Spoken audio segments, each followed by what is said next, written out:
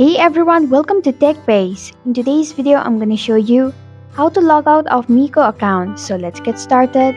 Open Mico application. Then press the profile icon at the bottom right. Then you'll see the gear icon at the top right. Tap on it.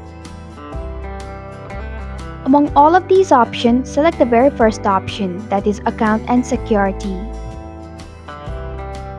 There you can find the logout button. Tap on it.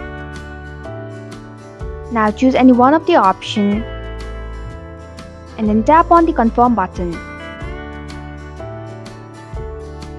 And this is how you can log out of Mico account. Thanks for watching TechBase. If you like this video, hit the like button and drop a comment with any questions or feedback. If you are new, subscribe and click the bell icon to stay updated on the future videos.